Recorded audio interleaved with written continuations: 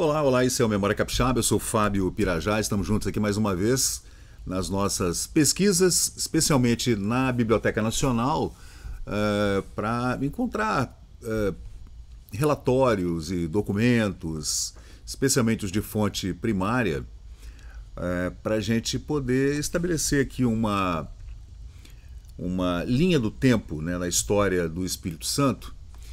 E eu vou trazer para vocês agora um relatório, né, um relatório de governo de 1851, feito pelo presidente da província do Espírito Santo, o José Bonifácio Nascente de Azambuja. Não tem fotografias dele, gente, infelizmente, né? Ele foi presidente aqui da província de 9 de julho de 1851, data do relatório, até 16 de novembro de 1852. Portanto, ele ficou menos de um ano.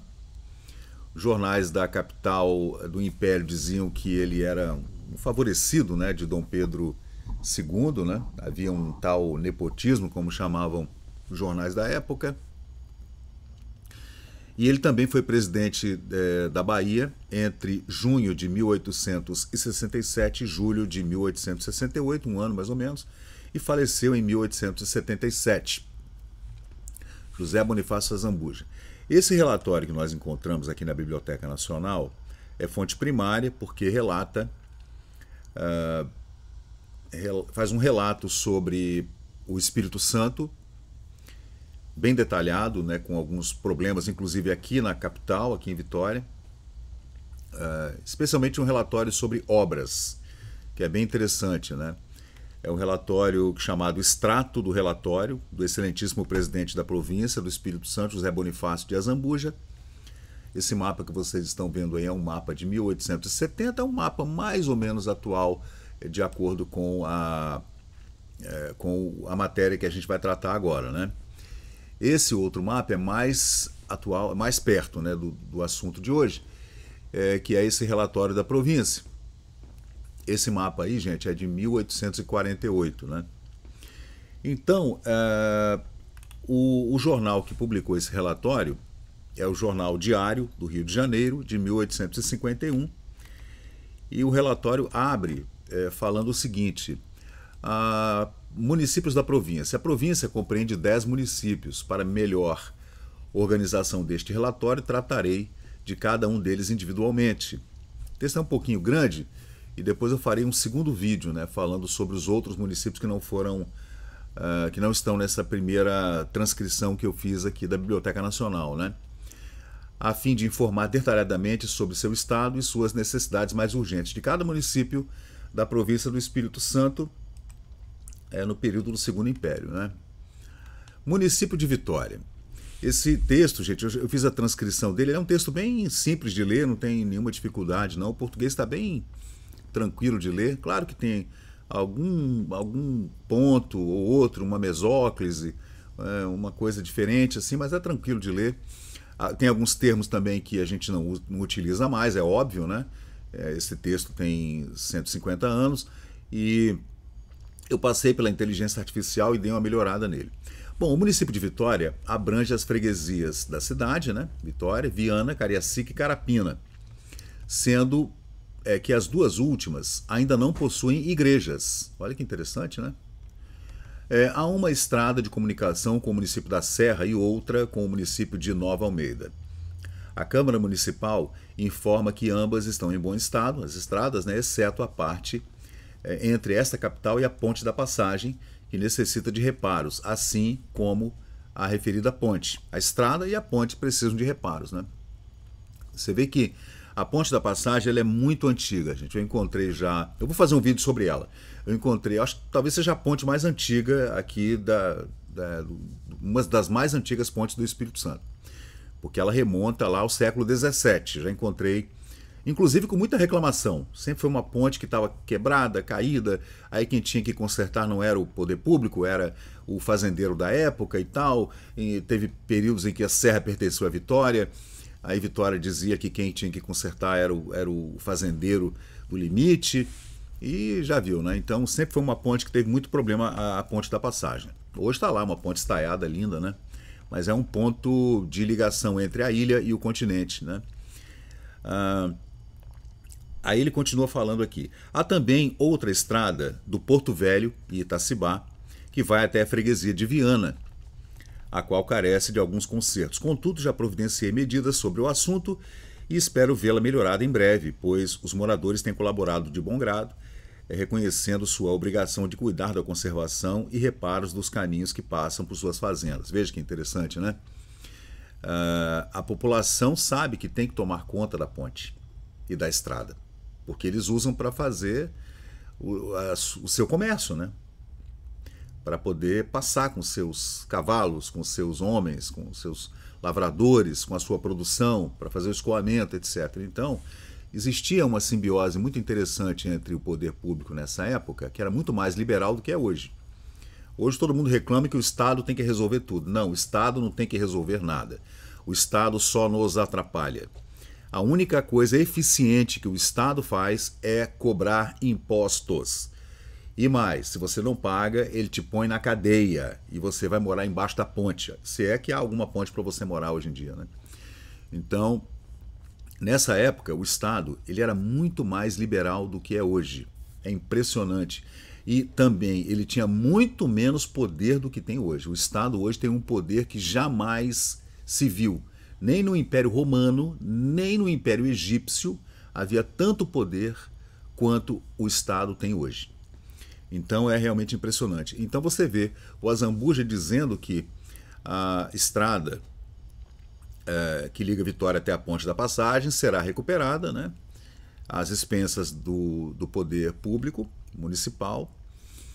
E de Porto Velho, Itacibá até Viana também será cuidado, mas ele coloca isso sob a responsabilidade da população de cuidar dos fazendeiros da região, de cuidar da ponte e da estrada. Eles utilizam, né? Então tem que cuidar. Deixa eu ver. A Câmara reclama uma obra indispensável para a qual chamo vossa atenção. A construção de uma ponte sobre o rio Santo Agostinho e um aterro correspondente ligando a povoação de Viana às fazendas do Sertão e atualmente à colônia de Santa Isabel. Então havia uma estrada que estava precisando de cuidados entre Viana e Santa Isabel, que é hoje a BR-262 que segue para aquela região e vai até Belo Horizonte, né, gente? Isso evitará um brejo existente no local, que se torna perigoso e fundo durante o período das águas, das cheias, né? Oferecendo trânsito apenas em canoas e obrigando os animais a atravessá-lo a nado, com risco em diversos locais, desanimando os lavradores das terras férteis daquele sertão. Então, tudo que é a oeste, nessa época, se chamava de sertão. Aqui no mapa a gente está vendo o litoral, né, desde Caravelas, né, em cima Prado, Abrolhos e tal, né, aí passa por São Mateus, que nessa época pertencia à Bahia, né, e vem até aqui, né, o Paraíba do Sul, divisa do Espírito Santo com o Rio de Janeiro. Nessa época, Campos dos Goitacazes também pertencia à comarca de Vitória, né. Depois é um assunto que a gente vai retomar aqui no canal para falar sobre essas duas vilas importantes, né, que é Campos de Goitacazes e São Mateus. São Mateus pertencia à Bahia, depois o Espírito Santo trouxe de volta, e Campos de Goitacazes, que pertencia à comarca de Vitória, que depois foi desanexada e voltou para a província do Rio de Janeiro. Bom, o caminho de Itaquari, passando pela fazenda do Calabouço até Borba, por Itacibá e Formate, necessita de aterros em alguns pontos e de uma ponte sobre o rio Itapoca, que se torna intransitável durante as cheias. Você vê que tinha muita cheia nessa época, né? E mesmo em todo aquele baixio ali que existe entre Cariacica e Viana, ainda havia muitos rios, pequenos rios, né? Que durante as cheias alagavam todo aquele terreno e havia muito manguezal, né? Por incrível que pareça. É também indispensável a construção de mais duas pontes. Uma no rio Tanguá, para facilitar a comunicação entre o local do mesmo nome, lá em Tanguá, também Queimado e Tramarim, e a outra no Rio Grande da Cachoeira. A falta da primeira do rio Tanguá, a primeira ponte, obriga os moradores a fazerem seu trajeto pelo rio, não podendo fazê-lo por terra, senão pela Vila da Serra. Reconstruída a ponte e aberta a estrada, facilitará a comunicação tanto com a capital quanto com o Jacuí. A falta da segunda ponte, que é a ponte do Queimado a Tramirim, priva de todo o comércio entre os habitantes de ambas as margens do rio, que se torna caudaloso nas cheias. E os rios navegáveis do município de Vitória, nessa época, em 1850, são Mangaraí, afluente do rio Santa Maria, o rio Marinho, que toma vários nomes, tem várias denominações, o rio Marinho, né? E que encontra o rio Jucu, navegável até as cachoeiras, e claro, vai até a Barra, né? E também o de Santo Agostinho até o porto de Viana, Mucuri e o Tanguá. E todos se unem até o rio Uná, ou porto da Vila da Serra, e também o grande rio Santa Maria. Todos esses rios precisam de limpeza e já expedi ordem a respeito de alguns deles para que se faça a limpeza. Corria a notícia de que o rio Santa Maria, depois da Cachoeira Grande, tornava-se navegável por 8 a 10 léguas, mais ou menos, né? Uma légua é 5 quilômetros, dá uns 50 quilômetros, né? Mas não havia informação até que o padre Inácio Rodrigues Bermude, seu irmão e outros formaram uma expedição a 26 de abril de 1850 e verificaram que a notícia não era exata, encontrando uma cachoeira que impede a navegação além daquele ponto. Então, havia uma notícia de que até depois da Cachoeira Grande, o rio Santa Maria era navegável até 10 léguas. Aí o padre Inácio Rodrigo Bermude fez uma expedição, né, e viu que não era verdade. Contudo, a viagem não foi infrutífera pelo rio Santa Maria, pois verificaram terras excelentes para estabelecimento e fundação de uma colônia, com facilidade para abrir uma estrada até onde o rio é navegável. Deixa eu colocar aqui uma outra. Vamos ver se a gente encontra. Não, esse mapa já é um mapa muito mais antigo, né? É um mapa de 1630. Não, esse não serve. Esse é de 1831, mas é o norte da província, né? O Espírito Santo, mas dá para a gente ver bem legal aqui. Olha só que bacana. Nesse mapa aqui a gente consegue ver bem os rios dos quais o texto relata, né? O texto do presidente da província, Azambuja, ele relata aqui, a gente consegue ver todos esses rios que ele está falando aqui, né? Interessante, ó. Deixa eu salvar esse mapa aqui para poder abri-lo melhor. Então tá aqui, ó. Ele tá aqui agora Guarapari, ele tá falando aqui, ó, do rio Una, que tá aqui, né, que a gente falou agora. O Jucu tá aqui também, ó. Tá aqui o rio Santo Agostinho. Aí o rio Jucu vai embora, ó. É exatamente desses rios aqui que ele está falando, né? E aqui tem o rio Marinho, que a gente vê aqui, ó. Então, esse é um mapa que dá pra gente ver bem o que o relatório está falando, né? Gente, eu adoro ficar vendo esses mapas aí e, ao mesmo tempo, ver o mapa e ler o relatório, que você vai vendo exatamente aonde a pessoa está, de qual local exatamente a pessoa está falando, né? Aí, então, o rio Santa Maria realmente não era navegável por 10 léguas, segundo a expedição de 26 de abril de 1850, comandada pelo padre Inácio Rodrigues Bermude. Ele viu que não era verdadeira a informação de que o rio Santa Maria era tranquilamente navegável até 10 léguas acima. Ele parava ali na Cachoeira Grande e pronto, não tinha como. Aí ele vem agora falar de Vitória. Ele está falando da periferia, né, do município de Vitória. Itacibá, Viana, era tudo Vitória. Itacibá, Viana, a Vila do Espírito Santo também era Vitória, Serra Vitória, Carapina, tudo era Vitória, né? Depois é que foi tudo sendo desmembrado gradativamente ao longo das décadas até o início do século XX, né? Aí está falando que a capital, né, a ilha de Vitória, sente falta de um cais de embarque e desembarque, em 1850, vai vendo. É claro que já havia o cais, é óbvio que sim, existem fotografias, inclusive uma fotografia linda do Marc Ferrer, que a gente consegue ver bem no século XIX, né, o cais e tudo, mas precisava de uma melhoria, uma ampliação, né? Aí ele fala que o Azambuja, José Bonifácio Azambuja, o presidente da província, reconstruir o antigo cais das Colunas, em frente ao palácio, utilizando pedreiros dos colonos alemães. Nessa época, já estava começando a colonização italiana e alemã. Esta obra útil está concluída, adornada com grades de ferro e serve como local de recreio também. Olha que bacana, né? Em frente ao Palácio Anchieta.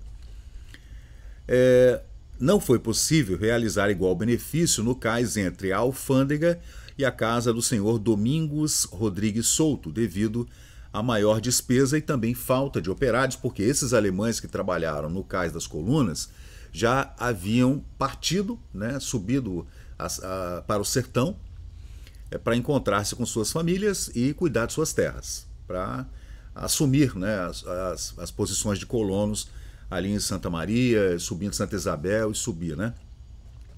Outra necessidade importante é o calçamento das ruas da cidade, do município de Vitória, em 1850, que exige consertos em alguns pontos e precisa ser completamente reformado em outros.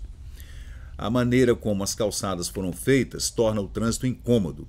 Seria conveniente destinar quantias anuais para melhorias gradativas e sistemáticas. Veja, o Zé Bonifácio Azambuja era um cara que tinha visão, né? Você vê que ele veio, né, nomeado para presidente da província por Dom Pedro II, e foi também presidente da província da Bahia, faleceu em 1877, também foi secretário da Casa Imperial e tudo, mas era jornalista, mas era um homem de visão. Você vê que ele veio para Vitória, né, ficou aqui vendo os negócios da cidade, do município, né, e das suas periferias, e relatou com muita precisão tudo o que Vitória precisava fazer para melhorar o trânsito, o tráfego, né, especialmente o tráfego de mercadorias, né, de água também, água potável, etc. Interessante, muito interessante. Aí ele vem dizendo aqui, a Lei Provincial número 9, de 7 de junho de 1850, elevando a freguesia do Distrito do Queimado, autorizou a presidência a marcar provisoriamente seus limites, os limites do Queimado na Serra, lá para cima, Carapina, que pertencia à Vitória também. Solicitaram-se informações das câmaras municipais desta cidade, da Serra e também da Vila da Serra, além do juiz de paz do distrito, as quais foram enviadas ao juiz de direito da comarca para um parecer que ainda está pendente, para delimitação, para fazer os limites, né, demarcação de limites de Vitória, Serra, de Vitória, Carapina, Queimado, tudo foi muito bem delimitado aí nessa ocasião. Realizou-se o reparo da frente da cadeia desta cidade, mas a quantia designada foi insuficiente. Para evitar a perda do gasto, acordei suprir mais 50 réis que faltaram, esperando vossa aprovação. Esse é um relatório para a Câmara, para a Assembleia Municipal, a Câmara Municipal, né, onde estão lá os edis, fazendo essa minuciosa análise das contas do governo do município para, né, aprovar verbas ou não, né?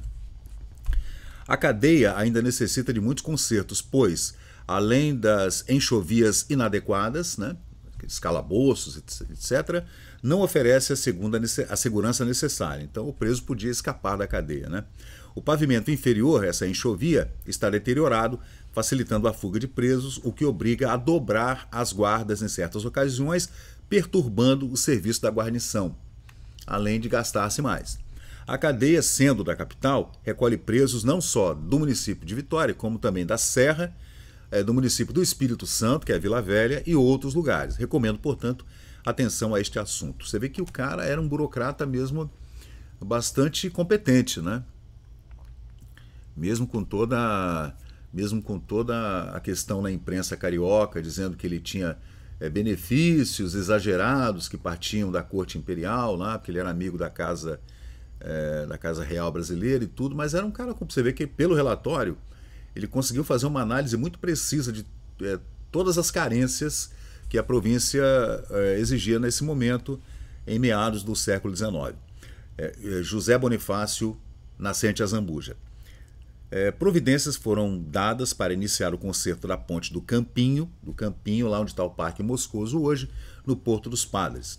Os donos dos terrenos estão dispostos a fazer a obra necessária conforme o plano apresentado. Você vê, o pessoal que vivia ali no Porto dos Padres, onde está a capela de São Gonçalo, né, onde se fazem os casamentos, né, mais chiques, digamos, né? Mamãe casou lá, papai também. Papai e mamãe se casaram lá.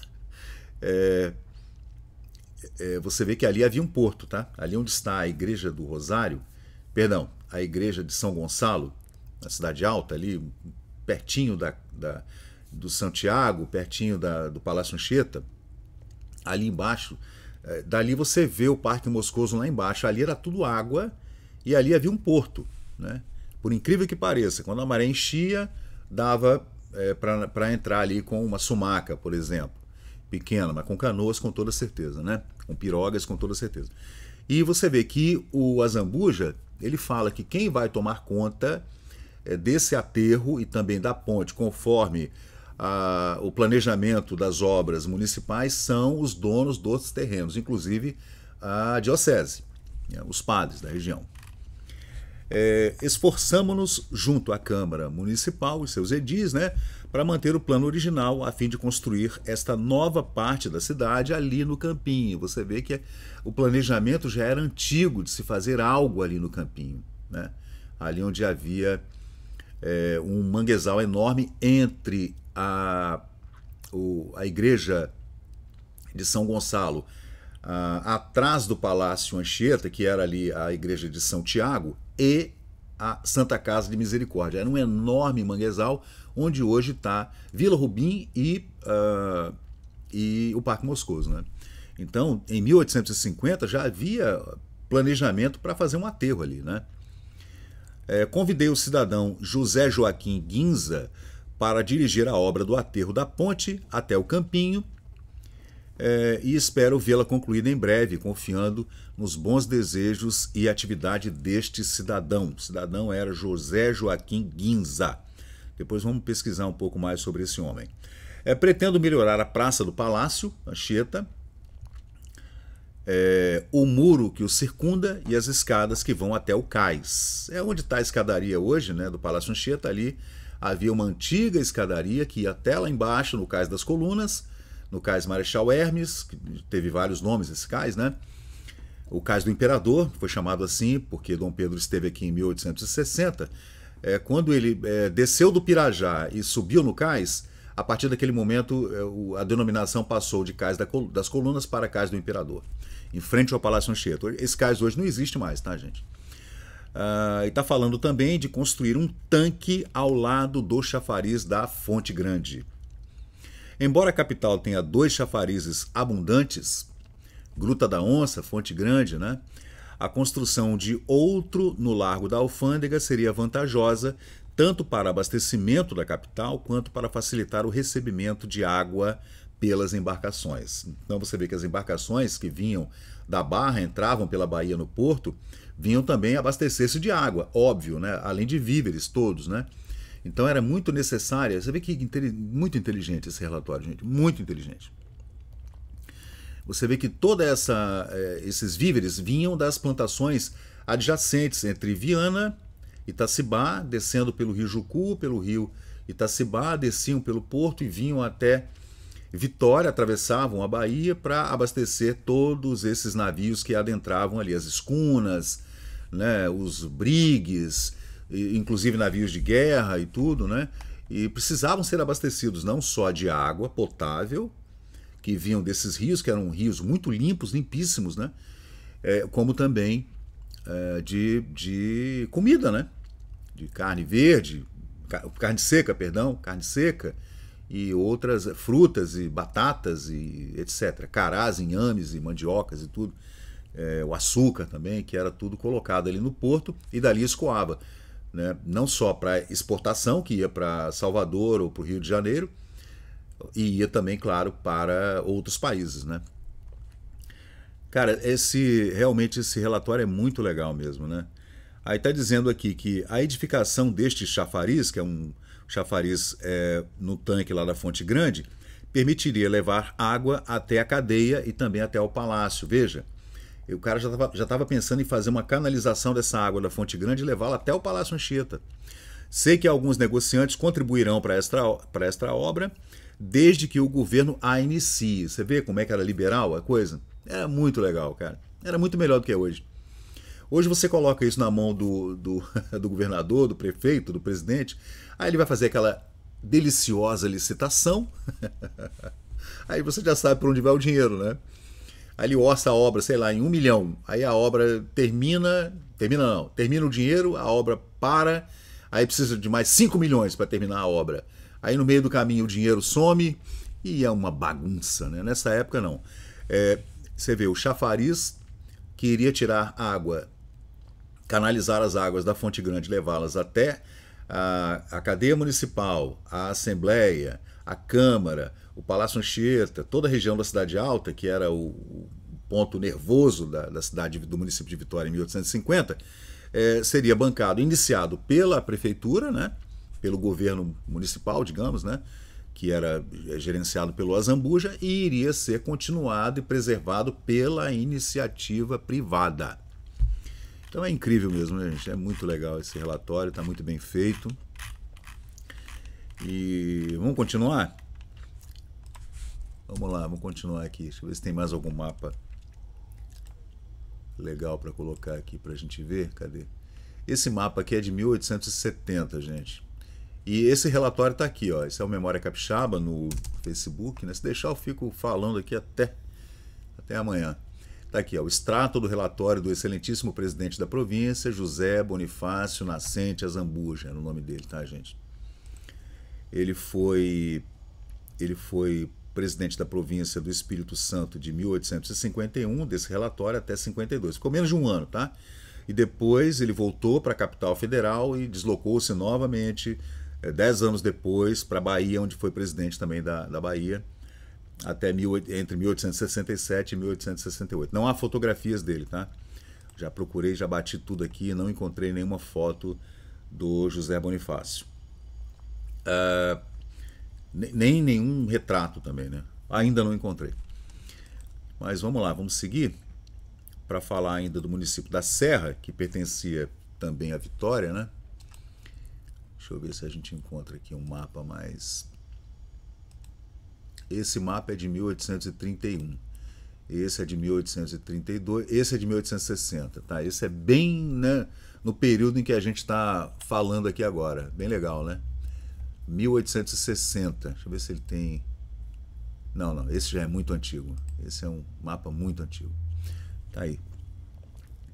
Eu vou fazer um vídeo então, vamos parar, 30 minutos já, eu vou fazer um segundo vídeo para continuar esse relatório. Agora para falar, são 10 municípios, tá, gente? Em 1850. Então a gente falou do município de Vitória, né? E agora a gente vai falar, no próximo vídeo eu falarei então do município da Serra, Serra e Nova Almeida, né? Que são 2 municípios assim que a gente vai tratar no próximo vídeo aqui no canal. Então valeu, pessoal, eu sou o Fábio Pirajá, espero que vocês estejam gostando.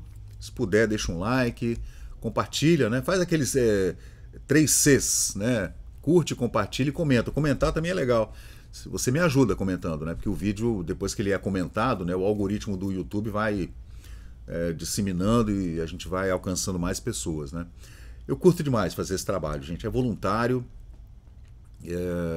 mas eu amo fazer esse trabalho. Eu acho legal. Eu fico lisonjeado com alguns comentários que as pessoas fazem, elogiando o trabalho. Eu agradeço muito. E é uma coisa que eu amo fazer, sempre adorei geografia, história e tudo, e eu resolvi me dedicar à história do meu estado, a história do Espírito Santo. Então valeu, gente, até a próxima.